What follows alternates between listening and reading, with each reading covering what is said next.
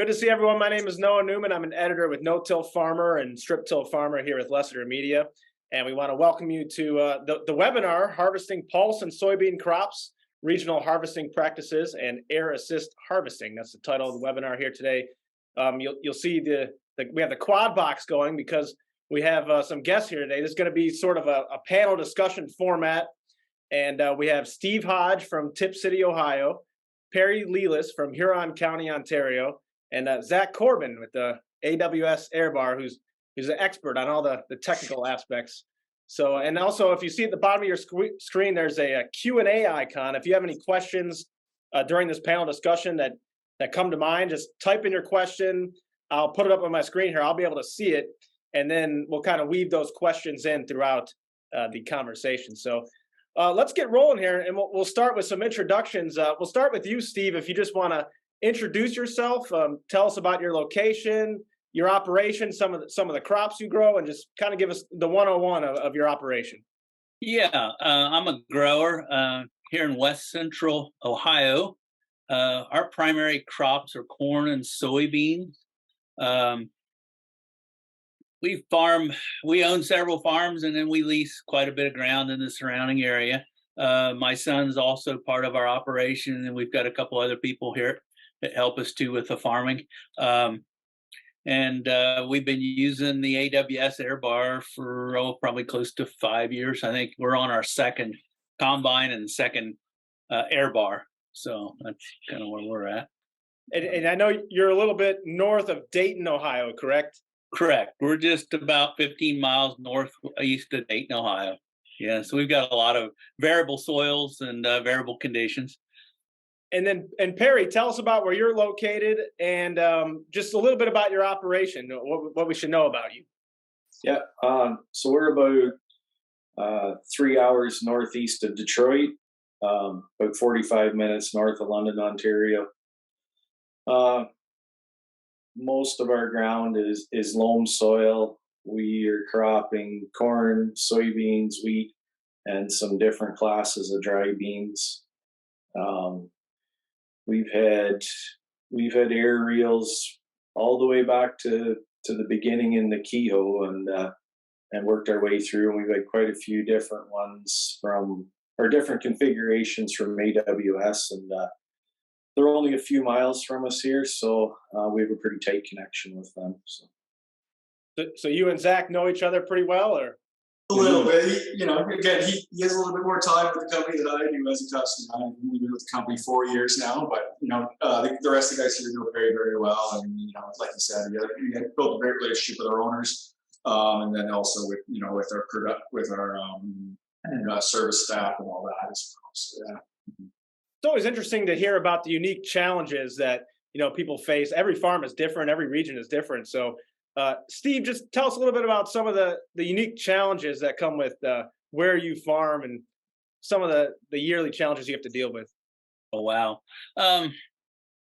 Yeah, we're no-till, so that kind of presents a challenge in itself. I think it takes a little bit more management. And then I think with respect to combining and harvesting, I think the variable soybean height would probably be one of the things I think of that kind of is key to what we're talking about today.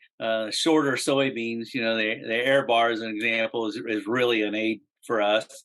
Also, I think some of the challenges is just weather, and I think everybody can say that. I don't think that's really an isolated thing, but I think weather, especially the last few years, has been extremes, and I think that's affecting, like on soybean height, and harvest conditions.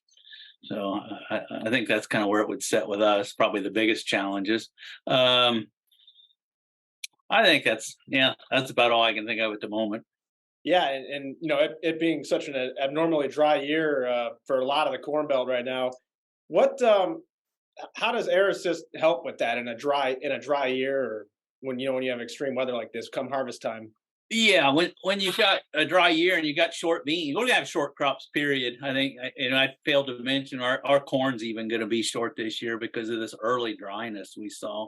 Uh, but shorter soybeans, definitely a huge aid with respect to the air bars. It's just such a challenge to get them in the combine, even with a draper head. I think, and that's where you seem to get pods lower to the ground and you get a lot of shatter at the cutter bar, and that's where the air bar really just is super for us because we can just pick those beans up as they're shattering in their midair. They just kind of just float right up on the belt for us. How about you, Perry? What's it been like where you are this year? Is it pretty dry? And what are some of the other challenges you deal with every year? Yeah. So we're very fortunate here. We've had a couple or three really timely rains. But these last two springs have been really different for us in being dry. You know, normally we're trying to chase moisture out of the ground to get it dry enough for good planting conditions. And so when it turns dry, we're not used to that. We really got to police ourselves to wait long enough for proper planting.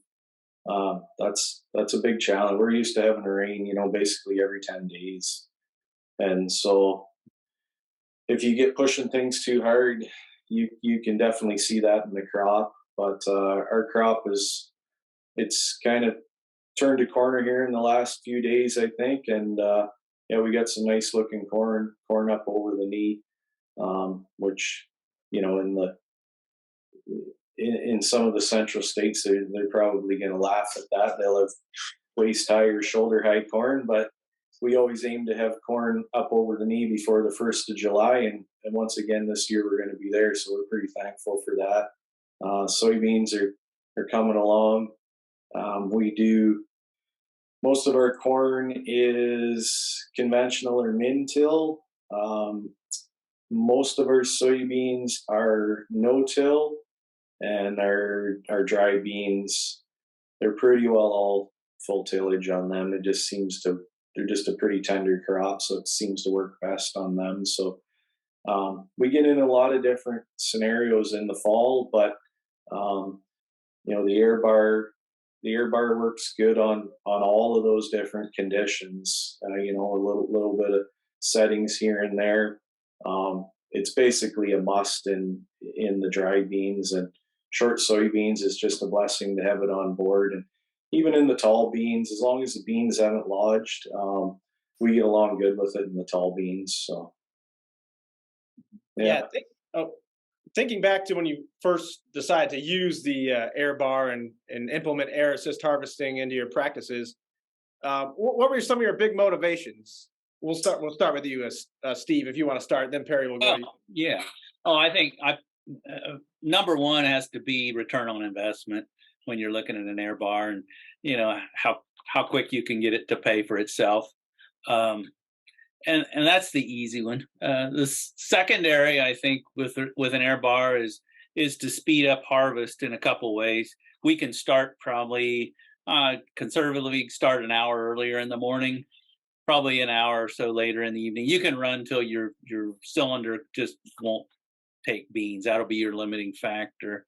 And then ground speed through the day just gets to be quite a bit more. But I think probably the one thing we probably hadn't thought about was the you just don't need as much aggressiveness of the reel with respect to the air with running the air bar. You almost don't need your reel on during the day. Um, and at night, that's when you probably start needing a reel to help feed beans. How about you, Perry? You know, what were some of the big motivating factors to drive you towards the air assist? So what brought us in, and you know, a lot of growers right in this region, and then you know you'll be Michigan, Minnesota, North Dakota too. You know, we were growing dry beans and having to pull them and windrow them, and that was just getting old. It takes for our size of farm. You know, we were kind of caught in the middle. We don't have a whole lot of full time help, and so we just didn't have enough manpower anymore to pull beans at night and harvest all day. try and plant winter wheat back in. Didn't really want to give up on the dry beans. We liked them in the rotation and early wheat. And so this was kind of the last straw, I guess you maybe would say, to, we'll give an air bar a try and see whether we can clip dry beans. And it worked. And, we started with a key hoe and worked our way through, and then, AWS come online, and, things just got so much better, so much more efficient, so much more reliable. And, but it's an evolution of time, right? And good thinkers and stuff. And, so that's what got us into them. And then of course, you use them in beans, in soybeans. And like I said before, in short soybeans, they're just a game changer. Like they just help feed so much better. You can keep a consistent ground speed. You don't have to be sitting on the end of your seat in those short beans where you're wadding them in. And yeah, so those are some of the things that that's kind of how we got into it, and some of the things that we learned along the way. Zach can probably comment on knife loss and stuff like that, but that gets fairly minimal, and of course the hotter and the drier it gets, the more knife shatter you get.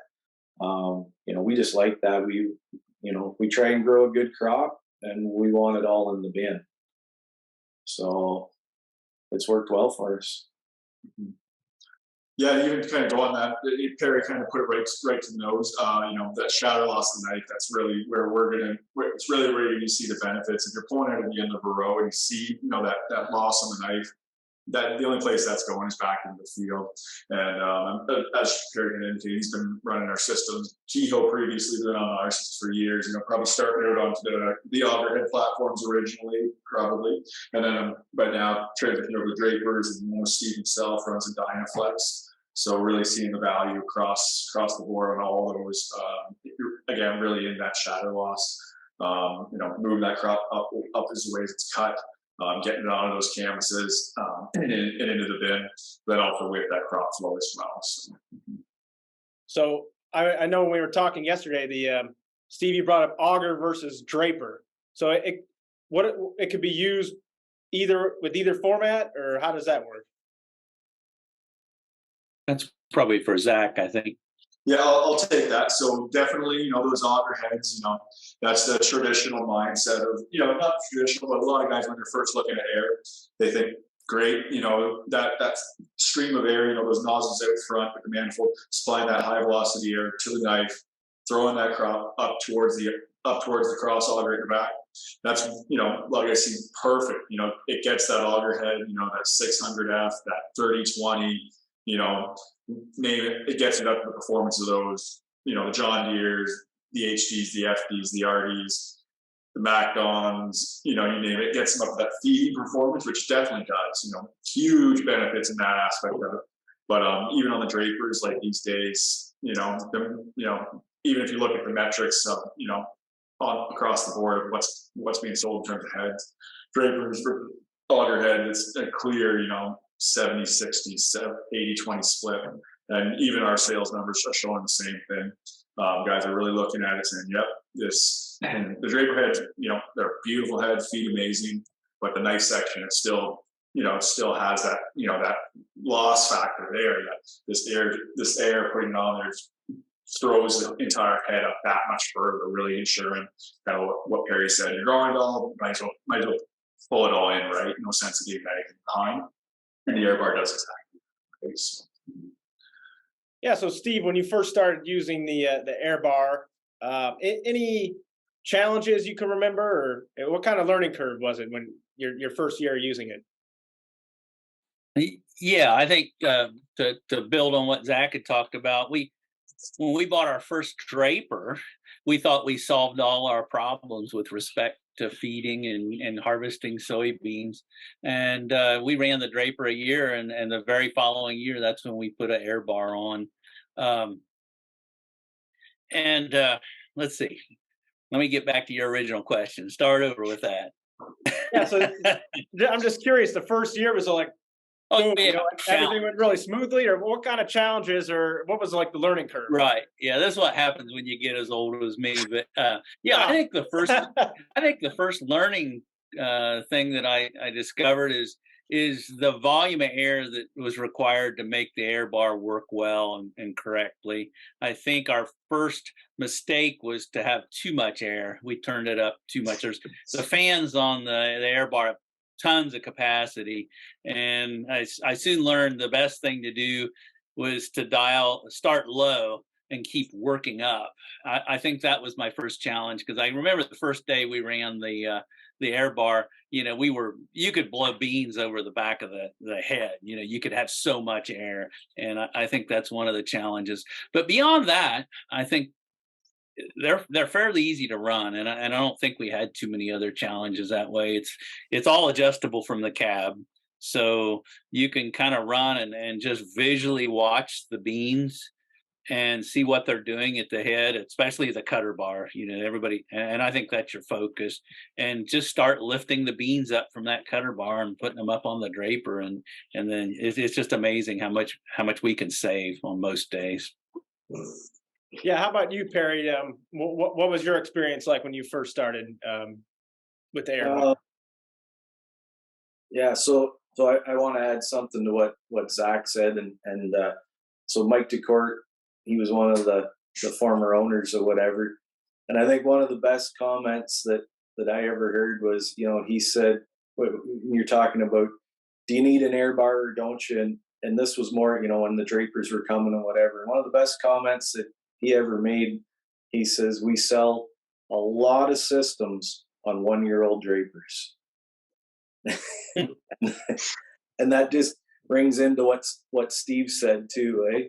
That, you know, everybody, they get a drape, they go from an auger to a draper, think they get all their problems solved, and then they realize after the first season, now, you know what, let's put that air bar back on and get on with it. So, but to our experiences, I think, you know, we haven't had, you know, that many challenges or whatever. Some, you know, and some of the developmental stuff, they, you know, up the bearings and some different things like that. And always stood behind their product really well. Of course, we're close, right? So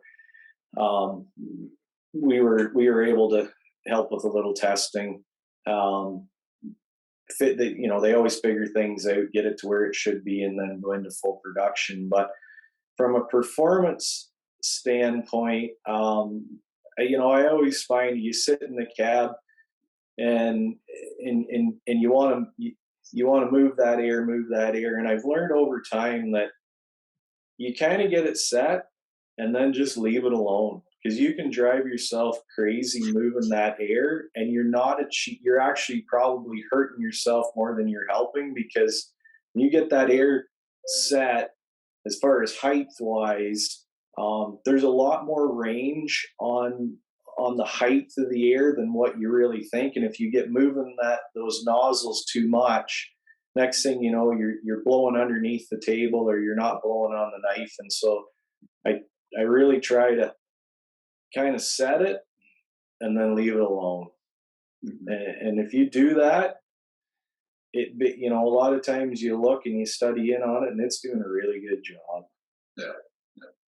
Yeah, and that's kind of how I would probably, you know, from, you know, the man on the inside, not even in a biased way, just, you know, talking to customer, as Perry and Steve both indicated, you know, one of the biggest things we value as a company is being that company that, you know, we want to hear the feedback, you know, how are you guys finding, you know, the system's working, you know, what's working for you, you know, what's the common thing. And that's kind of what guys have found is, you know, once you kind of get it set properly, you know, it's working a dream, you're getting that air just hitting that, you know, behind the top of that stone dam, keep moving that crop, fine tune that air placement in the right way where it's not too much, but just enough to get that crop moved.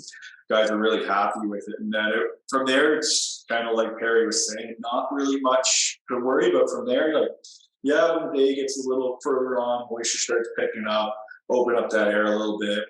And yeah, you know, if you have real change in field conditions or real, you know, move from different crop heights, you might be tweaking the reel and then the nozzle bit. but it is really not quite a set and forget it, but not far off of that. And also in terms of maintenance too, that's the other beautiful thing about our system. Belt and pulley design in terms of drive assembly. So it's belts, pulleys, its bearings, all pretty serviceable.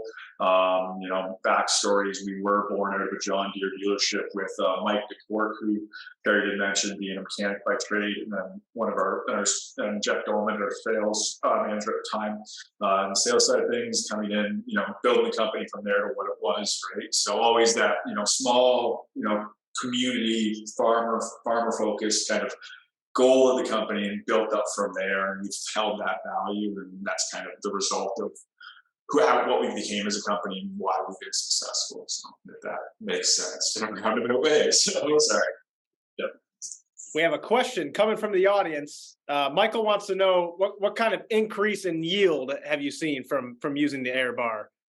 Steve, if you want to take that first. Yeah, I use 1.5 bushels or 2 bushel as just standard soybeans is kind of my mid-range or average. There are certain days and certain soybean conditions we're doing much better than that, and I don't think I've ever seen anything less than that. You're typically always going to see some shatter loss, so I think that's probably a good range. I think AWS will say 1 to 4, and I think that's real fair. I don't think that's exaggerated at all, and most guys can do the math at that point. So that's pretty much it for me. Perry, pretty. You echo what Steve just said, pretty much, or what's your experience been like? Yeah, I do for sure. We haven't done a lot of measurements on them. There's certain situations, when you're cutting dry beans, I guess we blew up a fan one day, which will happen once in a while, because you're sucking in dust and eating that fan up, and it was probably lack of maintenance on our side from not looking at the fan, because we'd only started cutting beans a couple days. So if we would have done our homework, we would have had a new fan installed, which is, I guess, the side note. We blew the fan up. I thought we'd keep going. It was an absolute no-go. We could not make those beans feed. 27 minutes from the time that I dialed the phone till we were back in the field cutting beans again. So that'll probably make Zach smile. But yeah, split the fan housing. There's a few bolts around the outside. Put a new fan in, check your measurements, fan housing back on, and we're back in the field running. So I always think that's kind of a neat story too. Yeah. So, and again, that's Perry's luck.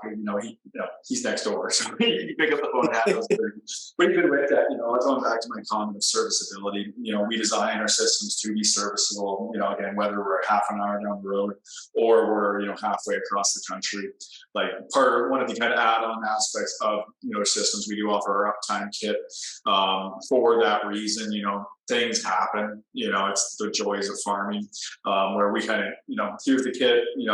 $600-700 for the kit. So it's not crazy input cost, but it's going to ensure you have everything you need to harvest. So if something happens, again, if you're running a nozzle for some reason, a belt goes on, if for whatever reason, things happen. You have it there, and again, like Perry said, you're back running in half an hour, 40 minutes, 20 minutes. You're not waiting on that downtime. Or if on some other equipment, if it is something catastrophic that goes, man, you're waiting a couple of weeks, and who knows what the replacement part's going to cost. For ours, they're all pretty cost effective in that aspect, and all pretty readily available if you don't have it on shelf already. So. The fans will be, because you're running in a dusty environment and you're spinning that fan.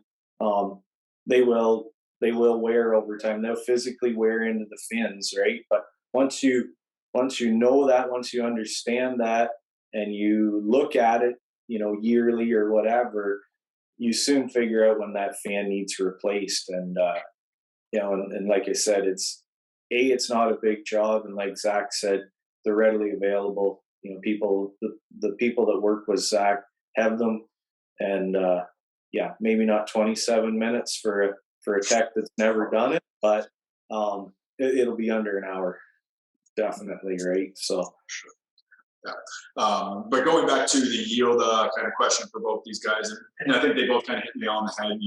You're always going to get that 1 to 2 with the systems. That those loose pods that naturally fall in the knife. But like Steve kind of indicated on those years, need Perry. On those years where it's especially short crops, edibles, short soys. The drought year. That's where you're definitely going to see those 4s. Sometimes I've heard higher. But again, it's all condition based. But that's 2, 3, 4. Definitely not in the realms of snake oil sales. Definitely practical, realistic gains you can expect. So, Gotcha. Yeah. If anyone else watching right now has some questions, the Q&A icon there at the bottom of your screen, type in your question. It'll pop up right here on my screen, and I'll relay it. So if anything comes to mind right now, just let us know.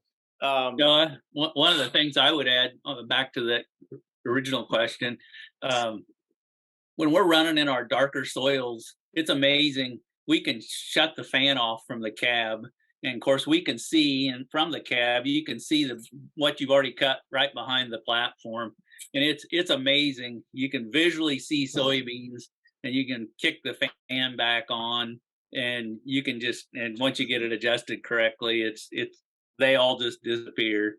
And I think that visual is just amazing to me. And one of the things we talked about as far as challenges or adjustments and what to do, the only thing we really end up doing as far as adjustments, I think we play with our reel speed more during the day as the soybeans start to dry.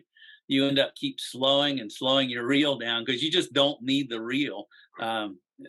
When the sun's shining and it's 3 p.m, we go to minimum speed on our reel, and that's all it's doing. It's just very, very gentle on the beans, and all we're doing is just laying them on the draper. It's just amazing what that does for you as far as harvest losses too, when you can be that gentle with them. Mm-hmm. Yeah, even too, that's one thing that we've really kind of seen the last couple of years. Some really cool stuff, like seeing more guys in those more southerly states, where you might see the bit taller soybeans and stuff like that, but they're naturally more arid climate. We're seeing a lot of other guys really look at air strongly in there for reasons that kind of Steve's highlighting is put that less emphasis on that reel and really let the air to work that softer touch kind of the product being folded in. So I think kind of Steve's really hitting it on the head in terms of some of the benefits there as well, not even just air at the knife, but air just playing that role of kind of the invisible reel kind of thing. Have you guys talked to other people in different areas, different regions that have used the air bar? Because it's interesting. It seems like it's something that people all over the country use. Or it doesn't matter what region you're in. It seems like it could be effective. Yeah, like for sure. Like obviously myself, I personally rep Michigan and then Saskatchewan as well up here in Canada. Michigan, kind of like Perry indicated, very much like here in Huron County, big edible bean country, where it's just it's a given. If you're running edibles, you're running air. Just with the type of crop it is, the very short but bushy crop down at the ground, that air really is vital to getting everything up over the knife and onto toward the auger on the canvases. And then over in Saskatchewan, it's lentil country out there, right? So it's just again another aspect of the no-brainer, just for the air is really assisting. But then even too, for Steve himself down in Ohio with those, with the soybeans, and then in the Nebraskas, over in the Dakotas, Minnesota, Dakotas, where they're doing again another edible bean kind of area, even stretching down into Iowa, the Ohio's, Illinois, Indiana. We're seeing it everywhere really explode. It's been really interesting to see different ways, and again referencing what Steve had said, even in those southern states, getting the reel up out of the way and letting the air do the work. So yeah. All right, we have a question from Kurt. Kurt wants to know how much different than the setting for soybeans or sensitive is the adjustment of the air when harvesting small grains. So how much different than the setting for soybeans or sensitive is the adjustment of the air when harvesting small grains?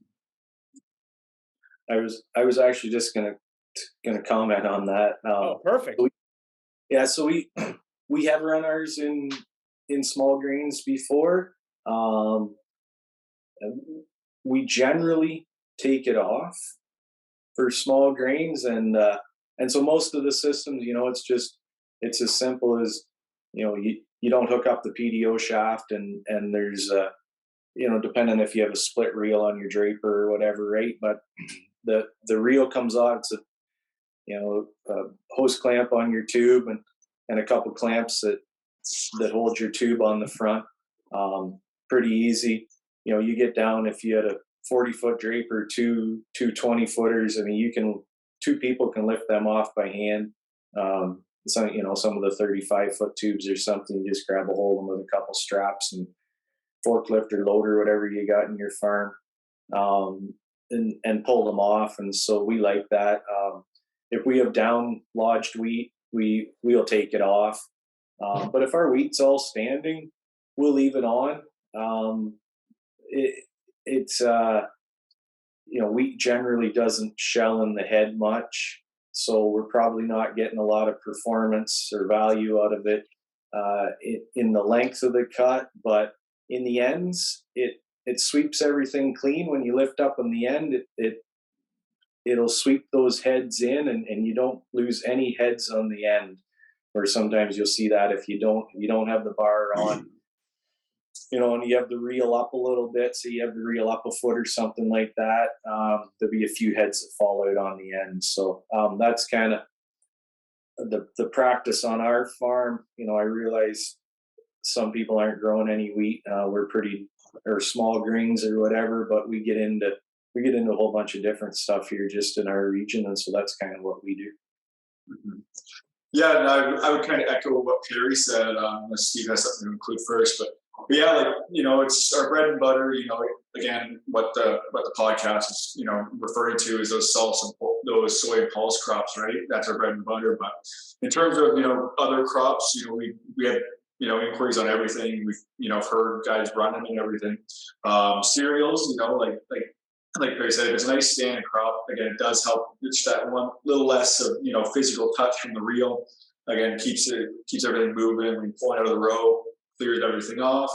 But another thing I just mentioned just before we started live here is, last year we did a very similar podcast. I believe it's still posted up on No-Till. That should be referenced. One of the panelists on that one, Australian farmer, another one of our large markets. They do a lot of they do some lentils out there, but they also run a lot of cereals. And again, same benefit, again, keeping that crop moving, ensuring that everything's moving past the knife, but also too down there, very arid climate where stuff's not getting much taller than the ankle, right? So just shaving the ground, getting that stuff up over onto it, letting the air do that. So yeah, that's kind of it in terms of setup. If it's staying nice, as long as the nozzles can pass through, no problem operating it. If you are in a bit of a knotted crop, sometimes again, just get those nozzles up out of the way a bit further, going back to what Steve's saying, less emphasis on the reel and let the air do the work. So hopefully that answered some of his questions. So. Right. Yeah. If anyone else has any other questions, I guess now would be the time to get those in. And see, this has been a great conversation. I guess, Steve, would you have any advice or words of wisdom for people considering implementing air assist harvesting practices? Well, the first one comes to mind is don't wait too long, because if you can pencil out your bean acres, you've got enough acres to justify, don't wait, because it's going to start making you money the first year. You can never predict what kind of weather you're going to have in the fall from year to year. So you can't hardly make a judgment based on that. But I think you just don't wait. If you really need one, if you're running a lot of acres of beans, they'll soon pay for it. So I was going to ask to back up a little bit. Perry was talking about the wheat and sometimes taking the air bar off and such. I was curious of what your average wheat yields are for soft red or hard red winter wheat in your area. Is the fodder really heavy, or is it somewhat of a light crop? No. So, generally most years you wouldn't see much wheat under 100 bushel. And we get the right weather conditions and stuff. We're looking at 115 to 130.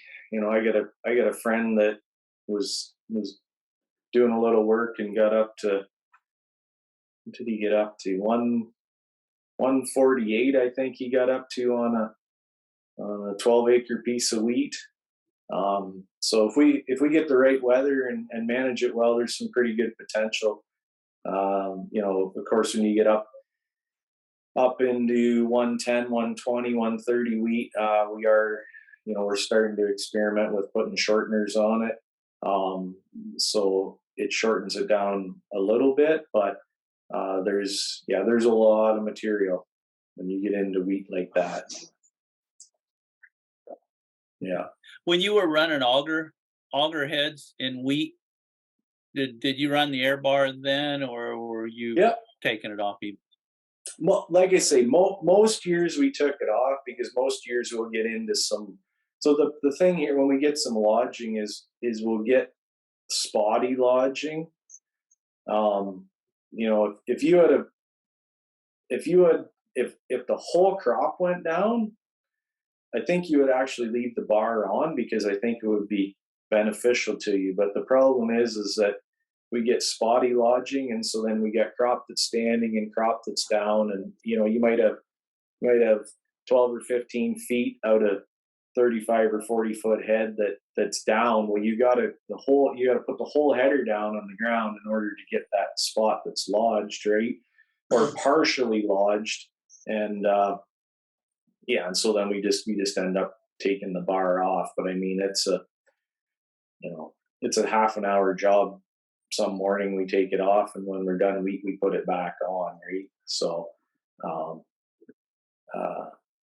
I think that's important for people to know that. I mean, I know, maybe in the sales world they think that it should be on 100% of the time, all the time, and it's doing a great job everywhere. But from a practical farmer standpoint, I want people to understand that if you don't want this thing on, take half an hour and take it off. I've seen them sitting in fence rows before where somebody's had them on and taken them off and come back and got them later that afternoon, right? And crop conditions changed, and I'm talking in summer work, right? I mean, in beans, I don't think there's any reason that you would ever take it off in beans or lentils or crops like that. But in wheat, yeah. I would agree with Perry 100%. Even on his comment, the sales guy will say, "Nope, it's the tool for everything." Where I will say, it's kind of related to a hammer. You can only beat a screw in so far with it, right? Where there is definitely conditions where the air, maybe there might be a better approach. Out west in Saskatchewan, canola, very very bad crop, big crops out in that, especially that. Southwest Saskatchewan, lentil, canola, cereals. We have customers out there that swear by for lentils, run it no matter what. But yeah, when we're running canola, they will take the manifolds off, run the canola. It's going right back on though afterwards. So definitely there is some applications where it's not, the best, the right, the perfect solution, but there's always different ways to look at it, and again, different setups and different practices. But I would 100% agree with what you said on that. So. All right. Well, I mean, any I know you guys are all busy, so we don't want to keep you for too long. But any other questions or anything you guys want to add to for each other? There'll be a little bit of wheat in your area, Steve. Yeah, and we've got a couple of neighbors that have installed air bars this summer, and they were going to run wheat, but we don't get the wheat like the acres like you would, wheat in our area is probably just a few percentage of our tillable acreage, but you still be 90 to 100 bushel. Yeah, our yields are probably in that 80 to 105 range is probably a typical wheat yield in our area, very obtainable. And then there's always those extremes. Some guys can get, above that, but not usually much below 80 if the guy's managing it pretty well. Back back to wheat then, and like I said, we got a couple of neighbors that have installed on auger heads air bars, and they'll be running them for the first time this year. You know, Zach or Perry, have you guys got any good advice for them? Because I've not run one with an auger head. If the wheat's standing and they don't feel that they want to take it off, don't take it off. It's not a hindrance. It's yeah. I run it for a year, run it for 2-3 years or whatever, right? And or 1 year, if they feel that they want to take it off and see the difference, take it off. I guess the point that I'm trying to drive home there is that it's easy to take on and off, right? But if the wheat's standing nice, it will not be a hindrance. Mm-hmm. And I don't think that you'll feel any power difference in the thrashing, like any performance difference in your combine as far as acres per hour or whatever, right? Like those systems are balanced well, they don't take much power. And that would be my recommendation, Steve. Yeah, I would agree with Perry there as well. You know, like again, like you said, it's as long as it's not, you know, matted to the ground, it's not gonna have any negative to it. You know, again, at the very least, if the yard is clearing that knife as you're pulling out of the row, it's going to have its benefits. Especially on the augers, you know, assisting to get stuff back to that, you know, to that auger at the back.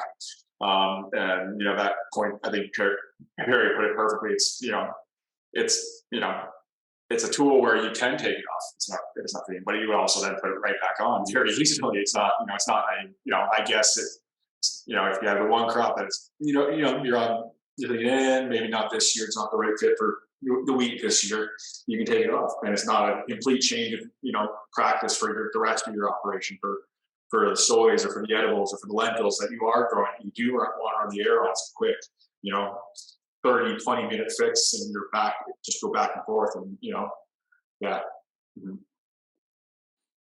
And then the other last point I'll kind of mention is, you know, kind of going back to the serviceability. The efficiency is another thing we really have focused on. You know, it's not, you know, we don't want to detract from the equipment. We're only looking to enhance it. So we do rate our systems to be, you know, very minimal horsepower draw, 3/4 of the horse per foot kind of thing on average. So very minimal. You're not going to notice a difference performance-wise. What you will probably notice is land, you know, ground speed consistency. You know, you will keep that even steady ground speed, possibly even pick it up a little bit here and there, because you're not having to slow up to allow that crop to clear, or, you know, where that crop's evenly flowing, going through the combine, you know, evenly up, not everything at all at once kind of thing. So in those aspects of performance, you actually see gains versus any worries or, you know, increases to input, you know, possibly even just higher outputs. So. All right. Steve, Perry, anything else you wanted to touch on before we wrap things up here? Yeah, I was thinking of a couple of things. Zach had talked about it, increasing the ground speed. I think we averaged increasing our ground speed with the aerial probably 1 mile per hour, pretty easy. I don't think that's pushing it at all. And then the second point that that it comes to mind that was kind of one of those wow factors. When you are running, when we didn't have the aerial, normally the cutter bar is always bunched and you can't see the cutter bar in guards. As soon as you put an air reel on, that's one of the wow factors. All of a sudden you can see your cutter bar all the time. And we run drilled beams. So, you know, our entire width is normally covered. So those are a couple of things I think we didn't talk about that I noticed right away. And that 1 mile an hour can really make a difference at the end of the season for us on how many acres we run. And as long as we don't have rocks, and we do have a few rocks in Ohio. How about you, Perry? Any other wow factors you wanted to share? Yeah, I mean, you know, we've had one for years and years, so the wow factor gets to be a normal, right? But once in a while, you take a deep breath, you look out, and when Steve, it kind of come to light when Steve talked about being able to see the cutter bar. I take that for granted now that I can see it. But one of the neat things I really like is, you know, once in a while you'll take time and focus on a beam that's on the bar and watch it get chased in. You know, if you look and some of the bigger dry beans are easier to watch, right? But even the soybeans, you get one that's been shattered and it's sitting on the knife, and you focus right in on it, and then oh, there it goes, it's up on the belt or up on the table. That's just kind of neat to see that. Anything else, Zach, you want to add? I can't sell better than these guys are, so that's what I got. So yeah, I know it's definitely if you are considering it, always reach out, feel free to give us a call. Plenty of guys in plenty of areas where if you're just driving down the field and might spot one and ask them. Seems to be our best word of mouth. Our best advertising is word of mouth. From just guys talking to each other. The online forums as well speak very highly of the technology and us as a brand. Just say question, just reach out. We'd be happy to chat. So local dealers. We work with all the major, short lines, major lines. Steve is also a dealer of ours down in Ohio. So any questions, he not only sells it, he uses, so you can trust him. But other than that, no, that's all I got. So. All right. Well, thanks guys for doing this. We really appreciate you taking the time. And just a quick reminder for everyone watching, this is being recorded, and we're going to post it on no-tillfarmer.com and No-Till Farmer YouTube, so you can go back and rewatch it, or if you want to share with friends or coworkers or anyone, this should be posted within usually about 24 hours, and I think you'll get an email too when it is up. So on behalf of Steve, Perry, Zach, and a No-Till Farmer and AWS Air Bar, thanks everyone for tuning in and being part of this webinar. Have a great day.